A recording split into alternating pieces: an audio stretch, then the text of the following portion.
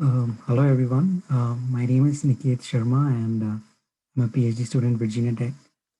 And today I want to be talking about Polyolefins process improvement using hybrid machine learning.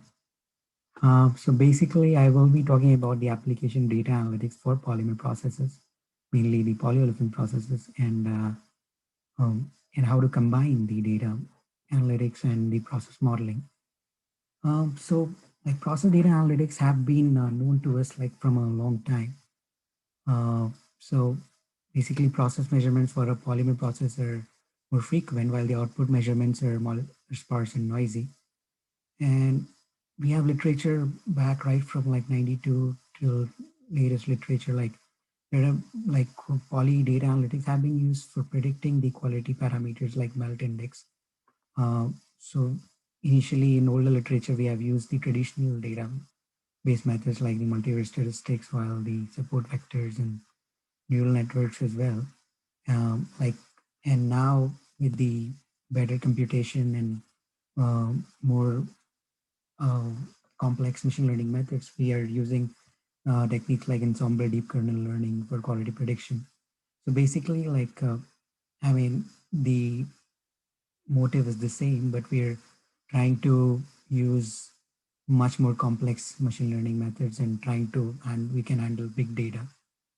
But at the same time, one area where not a lot of research is not much research has been done is the combining of physics of chemical based models with data-based machine learning models and trying to improve our prediction and analysis.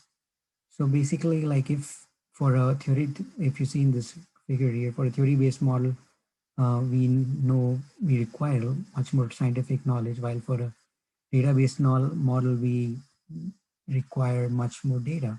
But if we combine them even with a medium data size, we can get better prediction or whatever we want to predict. So I'll try to talk about different case studies and different areas or parts of hybrid modeling here, which are mainly like residual modeling, science guided design, learning or estimation, and inverse modeling. And also one of the database techniques, not really hybrid, but about semi-supervised learning. So I'll talk about more in detail about those. So most of these, wherever I need to change the architecture, I'll be using of a machine learning model. I'll be using deep learning, basically like multi-layer neural network. And so a neural network is known for giving very accurate prediction, but we need to have the optimum hyperparameters for prediction. That's important. So we have different activation functions and you different lot of hyperparameters like learning rate, number of layers, neurons, number of epochs. But at the same time, there are a lot of things that we can do to improve our prediction and reduce overfitting, like using dropouts, using the right optimizers. So all these techniques are important for getting the like accurate prediction. And for wherever just need to have prediction, like for residual modeling, I've used machine learning stacked regression models where basically I've combined multiple ensemble learning models to get better prediction. So we first train the first level learners here and then generate a new data set for training the second level learners. So basically the outputs of the first level learners are inputs to the second level meta features. So, and we need to also find the optimal hyperparameters for improving accuracy. So the physics base of the chemical model here is like a process model, which we are trying to use Aspen as a tool to generate that. So what it does is we have like mass balance as well as heat balance of the model. At the same time, for a polyolefin process, uh, it has a certain thermodynamics based on like poly SAF methods and all that it incorporate at the same time. One of the important things is for a polyolefin process, it is a multi-site catalytic process. So basically, like you have all those initiation propagation reactions for each of the sites. So it depends on like it has, say for example, more than 50 kinetic parameters. So all these complex modeling has been incorporated with the help of physics-based model with Aspen 2. So coming to the first area of hybrid modeling, I would talk about residual modeling, which is nothing but a difference between the actual plant data and the physics-based model. So we have plant data for polyolefin process, and we have a chemical process model for which we find the residuals.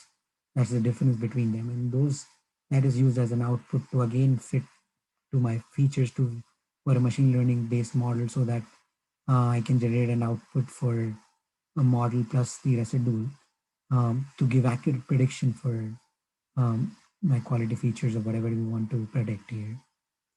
For this case, I use like the HDP slurry process for a single reactor.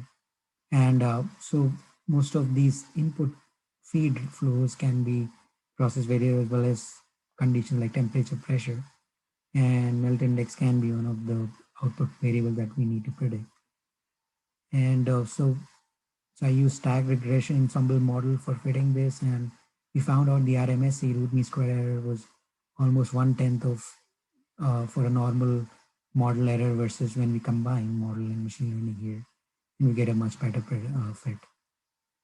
Coming to our second area of hybrid modeling that I want to talk about is basically like changing the architecture of a model of a machine learning model. So for first case, like um, we for a plant data has certain measured features, uh, and there may be some features that may not be calculated or measured. So a chemical process model may add some of those features, and we combine those features and put make another generate another data set for machine learning model. So for example, for this case, we added like the cycle gas ratios for like the hydrogen, ethylene, and butene, ethylene for in the model, and so that helped in prediction. So now this new data set combined with something with a new architecture of physics-based laws. And what do I mean by that is so basically a physics loss function of a neural network uh, is a prediction of like is basically the difference between the model and the actual values. And so if we kind of change that loss function, which is just so for our main output, we are just trying to predict melt index, but we did not have polymer density data. But at the same time, the density can be written as a function of the melt index, as since it depends on the molecular weight anyways. So and if we add another loss function to that with a parameter that we can train, so we improve our, so we just change our loss function, which was predicting melt index, and add a density function as well. Um, so doing this and also adding new features, we've found our root mean square error for prediction for this process it improved. We're just a loss curve, which our loss changes to that box. So overall, so that's just showcasing how we can change the neural network architecture as well as the data's features, and with the help of the model knowledge, and we can improve our prediction. Coming to third area of like the science guided or hybrid modeling I'm talking about is like inverse modeling, where we are trying to inverse the problem we want to predict. For example, we are just mostly trying to predict the quality parameters from the process condition. How about if we're given the process conditions, can we get our process? If we are given the quality parameters like melt index density, can we get our process conditions back? So this can be useful for a like a changing market scenario now. Like a lot of people want to make new grades depending on whatever the application is. So so we can do it by, if we have the data set, we can directly predict the process conditions from given the quality parameters, or we can even use our steady state model that has been trained on a say, I mean that is uh, that has like right kinetics from a steady state data, then make a dynamic model generates process data in case we don't have that. Then again, we can use this machine learning inverse modeling technique to predict our operating condition. For this example, again, I've chosen the series HDPE process, where the feed, again, the feed flow rates are the process variables for each of the reactors. The feed is the input, and the melt index and the density as well can be the quality parameters for which the different grades of polymer are defined. And so what we found out was like we can easily predict our operating conditions given the quality data with a very good low RMSE and very good fit. So this is one of the applications of inverse modeling. And so another application of inverse modeling that I can think about is estimating like kinetic parameters from or calibrating the model well with the this technique is like, for example, we have a rate constant, and given rate constant, we from a chemical process model we generate data by varying like different values of some of the rate constants. Say, for this case, I chose hydrogen chain transfer rate constant, and we get quality output data for the same set of say input variations for say melt index and density, and then we can use this melt index density data as again in a database machine learning model to get back or predict the rate constant, and we can see we can get a improved calibration of the model here like by this circular cyclic technique here. So this is another like, so that's how we got a good fit of and try to estimate the rate constant. So this is another case of application of inverse modeling in which we try to see model from a different way. So lastly, I will talk about database technique. It's not really hybrid technique, but like the semi-supervised learning technique, which is again very critical for polymer processes since we have less quality data here in a polymer process. And so that's where it is critical here. And so basically we train the model with the label data and use the trained model to predict labels for the unlabeled data, and then we combine the pseudo label data and the labeled data, and then we train it, put it to any machine learning model, and we see our prediction improves.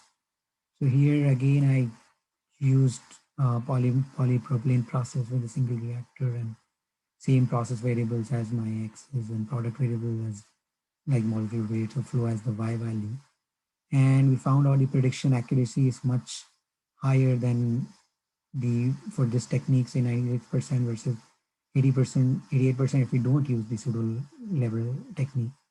And random forest was just the model for after the pseudo labeling technique we use for fitting the thing. We also found one other thing that accuracy varies with the sample rate. Sample rate here is the percentage on label data to be used as the pseudo labeled for the modeling purpose. Mm, so here I would like to, so at the end I would talk like to say like some of the future work that can be done here can be like explore improvements in neural network architecture by incorporating like chemical engineering principles and physics, and we can explore more database techniques to say handle less when we need to generate more data like GANs, and at the same time we can think about how can we integrate all the machine learning methods. So thank you. I'll end here and let me know if you have any questions. Thank you.